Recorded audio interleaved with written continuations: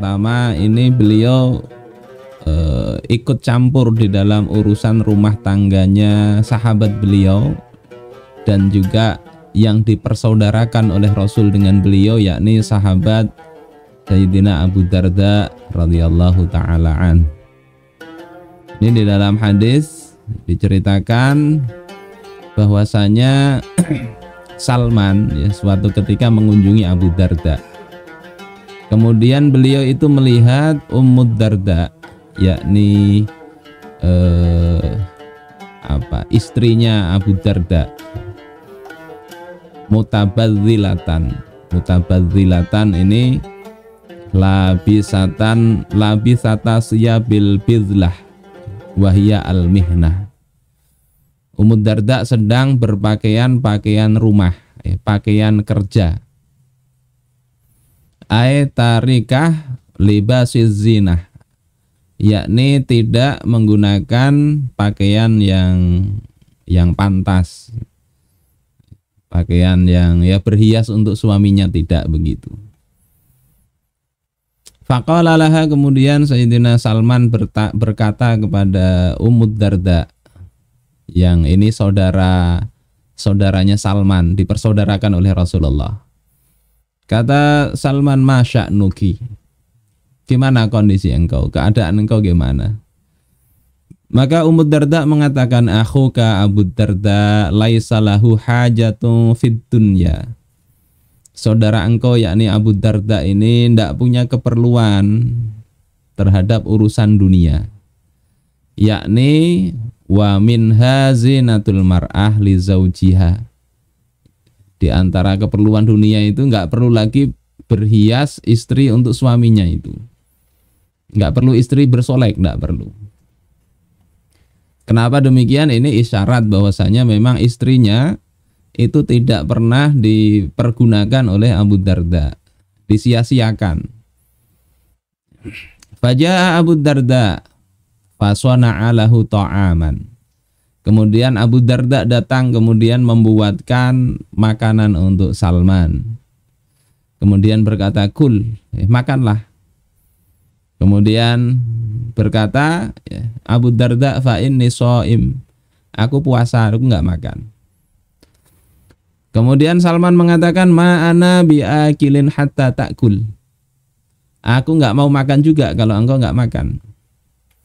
Kemudian mereka makan, Abu Darda makan, Salman juga makan. Falamma kana lailu dhahaba Abu Darda yaqum. Ketika malam datang, maka Abu Darda kemudian pergi untuk qiyamul lail. Di rumah maksudnya ya, qiyamul lail, mau sholat malam aja. Maka Salman mengatakan, nam, tidurlah. Fanama, kemudian tidurlah Abu Darda ini. Kemudian bangkit lagi Abu Darda ini, baru sebentar bangkit lagi, mau qiyamul lail. Kemudian Salman mengatakan, nam, tidurlah. Falamma kana min akhiril lail qala Salman qumil an. Ketika di penghujung malam, maka Salman mengatakan, bangunlah sekarang. Fasallaya, maka keduanya kemudian sholat malam. Faqala lahu Salman, kemudian Salman mengatakan, inna li rabbika 'alaika haqqa. Sesungguhnya Tuhan engkau itu punya hak atas diri engkau. Wa li nafsika 'alaika haqqa. Diri engkau juga punya hak atas engkau. Yakni kalau kondisi tubuh itu perlu istirahat, kasih istirahat. Wa li ahlika 'alaika haqqa. Keluarga engkau juga punya hak atas engkau. Fa'ti kulladzi haqqin haqqah, maka berikan setiap yang punya hak atas engkau itu, berikan haknya. Ini nasihatnya Salman kepada Abu Darda yang tadi dia itu puasa siang harinya, kemudian malam harinya ibadah terus, hingga istrinya itu dianggap seperti barang nggak terpakai. Sehingga istrinya tidak perlu berhias, awut-awutan lah mungkin bahasa kita. Fa'atan Nabiya sallallahu alaihi wasallam fadzakara dzalika lahu. Kemudian Abu Darda mendatangi Rasulullah Sallallahu Alaihi Wasallam pagi harinya, kemudian menyebutkan kejadian bersama Salman ini, maka Nabi mengatakan shadaqa Salman, Salman benar. Ini cerita di Sahih Bukhari. Saudara-saudaraku sekalian rahimakumullah, ini kisah menjadi pelajaran bagi kita semua. Kadang sahabat perhatiannya kepada satu hal itu melalaikan kewajiban yang lain. Perhatian kepada ibadah, ya, terlupakan ada hak-hak istri, bahkan hak-hak diri pribadi yang terlupakan. Dan Salman di sini luar biasanya, beliau tidak malu-malu untuk menegur saudaranya. Ya, bahkan untuk urusan internal rumah tangga Abu Darda ini. Saudaraku sekalian rahimakumullah, ini cermin bagi kita semua. Ya, mungkin kita ini tidak ada seujung kukunya Abu Darda maupun Sayyidina Salman Al-Farisi, tapi mestinya kita juga punya tadi pandangan hak-hak siapa di sekitar kita ini yang belum kita tunaikan. Atau mungkin kita sebaliknya, ya, hak-hak Allah yang nggak banyak kita tunaikan, banyak hak-hak istri aja yang ditunaikan, atau anak, atau diri kita sendiri. Maka di sini yang penting fa'ti kulladzi haqqin haqqah, berikan setiap yang punya hak itu akan haknya. Ini pelajaran pertama. Kemudian yang kedua, ini Sayyidina Salman, beliau ini walaupun menjadi gubernur di Madain, beliau itu tidak gengsi untuk melakukan kerja. Beliau membeli daun kurma 1 dirham, kemudian dia anyam, kemudian dijual, laku 3 dirham. Keuntungannya banyak berarti itu. Kemudian 1 dirhamnya itu dibelikan untuk modal lagi, 1 dirhamnya itu digunakan untuk nafkah, 1 dirhamnya beliau sedekahkan. Ditanya, kenapa engkau mau jadi gubernur, jadi amir? Kata Salman, padahal beliau enggak kepingin sebetulnya. Beliau ingin hidup ya fokus, ya tenang-tenang beribadah kepada Allah Subhanahu wa taala. Kata beliau, Umar memaksaku. Walaupun enggak ya memaksa, tapi mau akhirnya kan. Ketika aku menulis surat keberatan, ia 2 kali menyampaikan permintaannya agar aku mau menjabat sebagai amir. Jadi orang-orang seperti Salman ini yang memang ya cocok untuk menjadi gubernur. Beliau tidak memperkaya diri, ya, bahkan harta untuk makan beliau bekerja sendiri. Ini bisa dibaca di dalam At-Tabaqat Al-Kubra. Saudara-saudaraku sekalian rahimakumullah, ini cerminan Sayyidina Salman. Dan istrinya juga tidak kemudian kemaruk dunia, ingin bermewah-mewah, enggak.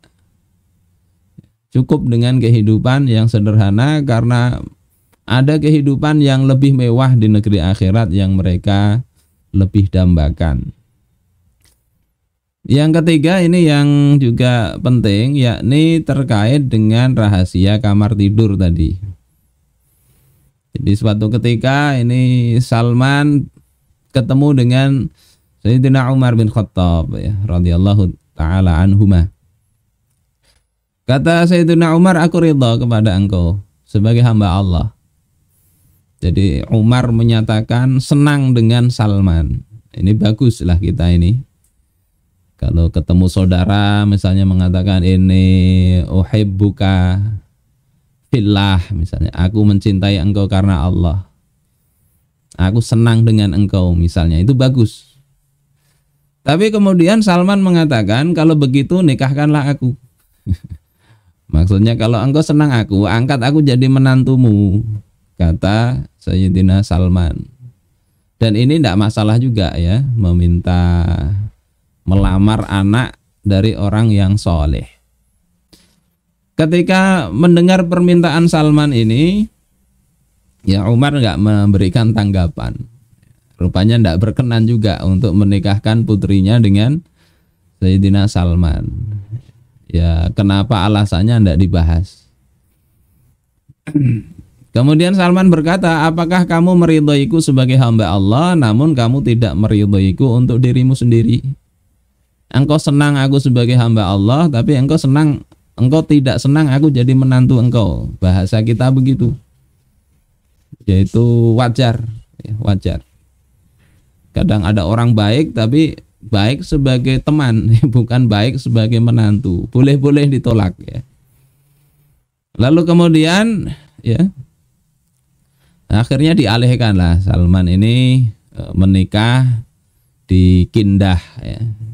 Kemudian ceritanya cukup panjang.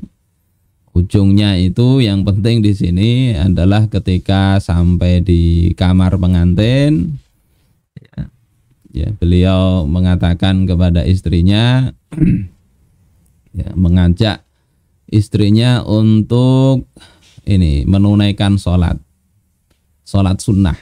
Jadi kalau menikah ketemu istri, sholatlah sunnah 2 rakaat.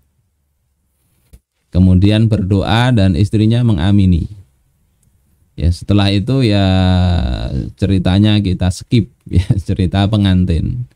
Nah, pagi harinya, ya, orang-orang bertanya, wahai Abu Abdillah, gimana pagi ini? Mungkin bahasa kitanya ya, kayak apa tadi malam? Gimana istri engkau? Maka yang dijawab oleh Salman adalah, kenapa di antara kalian ada orang yang bertanya tentang sesuatu yang tertutup di balik pintu dan dinding? Jadi mempertanyakan bagaimana malam pertama, bagaimana malam pengantin, bagaimana urusan ranjang, itu tidak boleh diceritakan. Tidak boleh diceritakan. Jadi cukup menanyakan yang tampak saja, baik dijawab ataukah tidak. Ini juga ada larangan dari Rasulullah Shallallahu Alaihi Wasallam untuk menceritakan urusan tempat tidur, ya, suami istri kepada orang lain, kecuali dalam perkara-perkara yang dibolehkan, misalnya urusan medis, konsultasi yang memang punya punya kapabilitas untuk menyelesaikan urusan ranjang tersebut. Misalnya bahkan ke hakim bisa, ya. Misalnya salah satu pihak tidak bisa menjalankan tugasnya. Nah, itu bisa diperkarakan di depan hakim atau di depan dokter kalau memang ada solusi yang bisa diberikan untuk menyelesaikan problem tempat tidur tersebut. Tapi jangan diceritakan kepada orang-orang yang nggak punya keahlian, nggak punya kemampuan.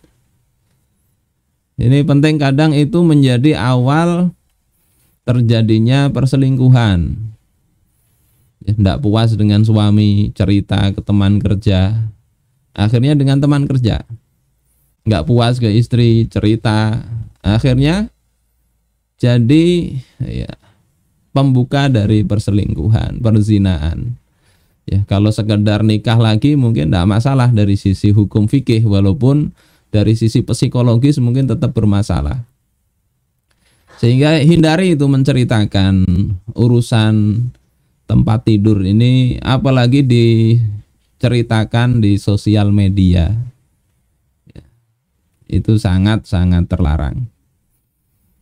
Ya, solusinya ya tadi, ngeluh kepada Allah Ta'ala yang pertama. Yang kedua, kalau memang tidak tahan, tidak bisa bersabar, kalau ada persoalan di sini, ya cari solusinya, bisa ke psikolog, ke dokter, atau kalau mau masalahnya selesai ya ke hakim, mau putus misalnya. Tapi jangan sampai, ya, terjadi hal-hal yang tidak sesuai dengan syariat.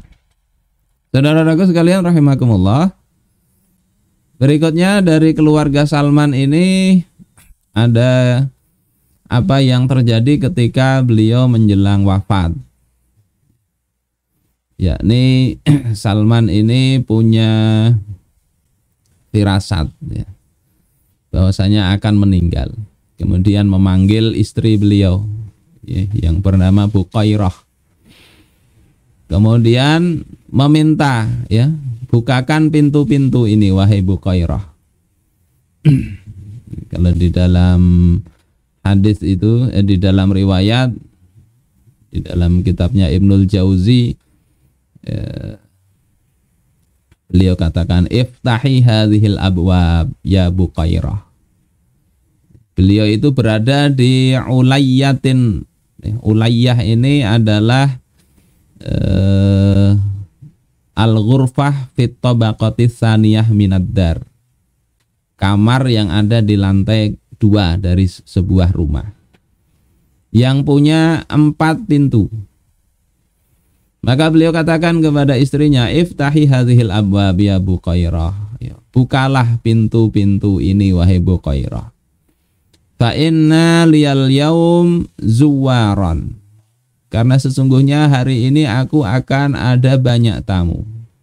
La adri min ayyi hadhil abwab yadkhuluna alai.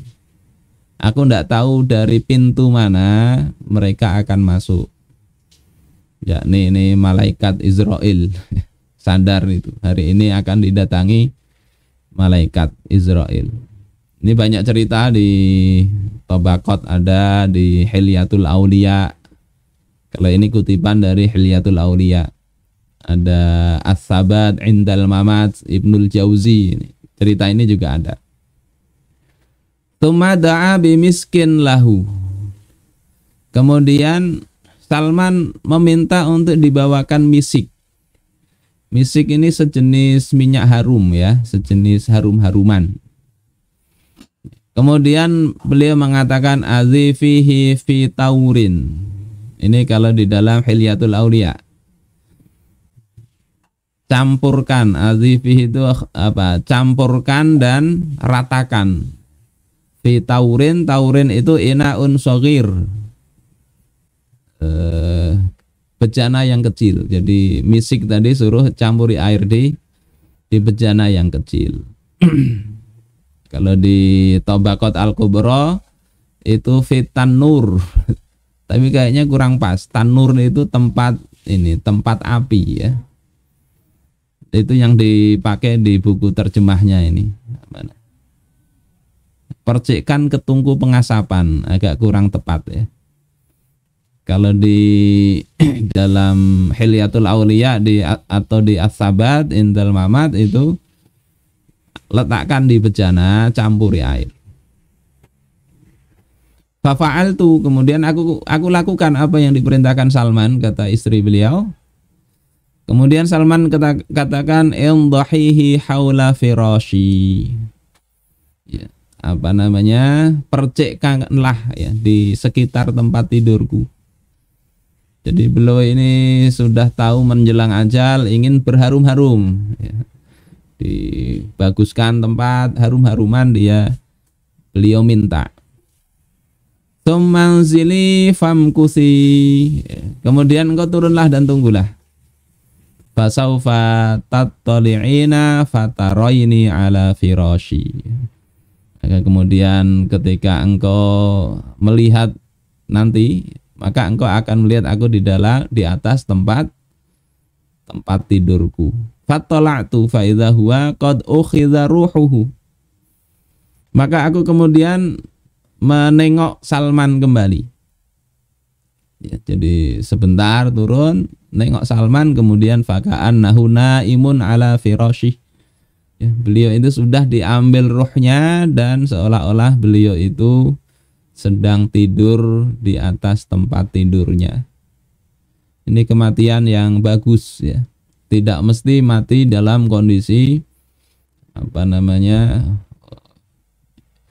jihad. Nah, itu mati terbaik saat kondisi jihad, memang mati syahid di jalan Allah.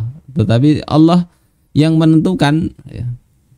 Orang yang terlibat dalam jihad terus seperti Sayyidina Khalid, wafatnya bukan wafat dalam medan peperangan, tapi yang jelas wafat dalam kondisi yang baik.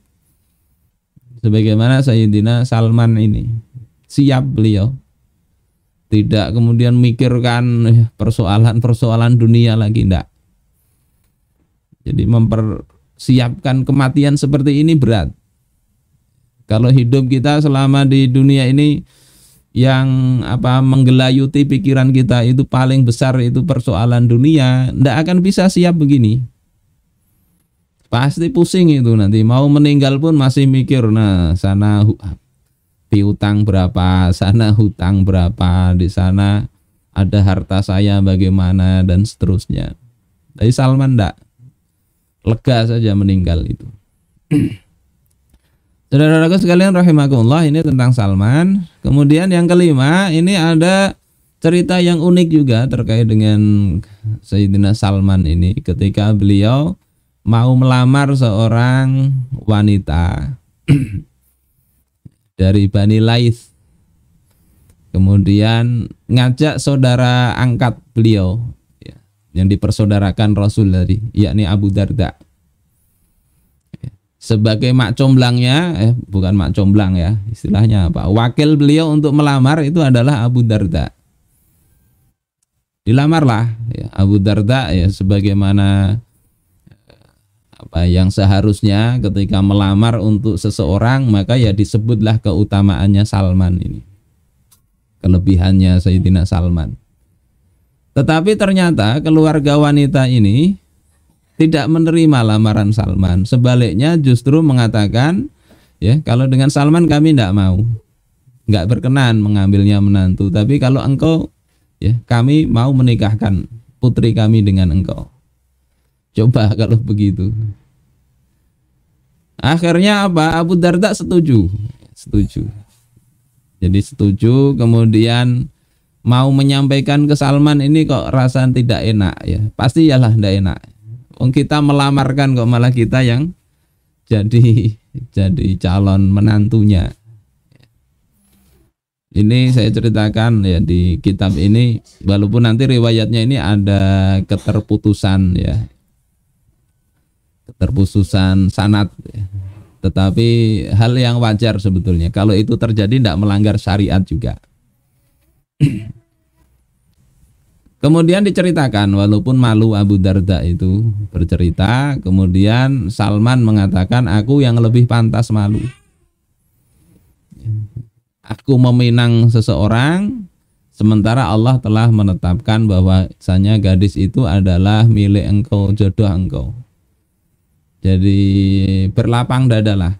Kadang ada orang gara-gara lamaran ditolak, itu akhirnya yang dimusuhi. Kalau seperti ini Abu Darda yang dimusuhi. Gara-gara lamaran ditolak, kadang organisasi yang dimusuhin. Ada yang seperti itu. Organisasi si gadisnya tadi menolak, akhirnya dimusuhi organisasi dakwahnya.